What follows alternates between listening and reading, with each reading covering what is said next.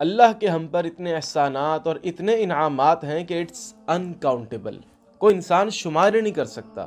یہ ہاتھ اللہ کی نعمت، یہ آنکھیں جس سے ہم دیکھتے ہیں اللہ کی نعمت، یہ کان جس سے ہم سنتے ہیں اللہ کی نعمت، یہ ناک اللہ کی نعمت، یہ زبان کے جس سے ہم ٹیسٹ کرتے ہیں اللہ کی نعمت ہے، یہ سروں پر بال اللہ کی نعمت۔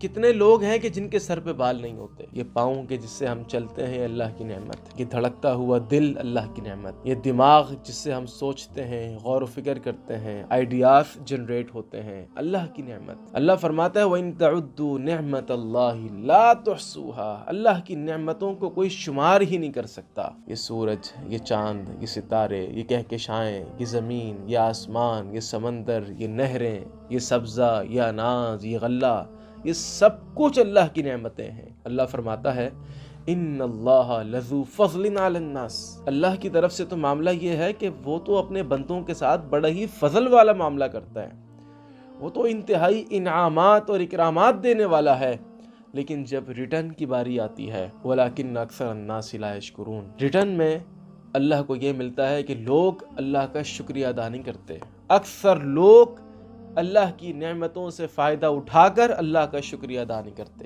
میرے بھائی اور دوستوں، جب نعمت بڑھنا شروع ہو جائے نا تو شکر کے اندر بھی اضافہ ہونا چاہیے۔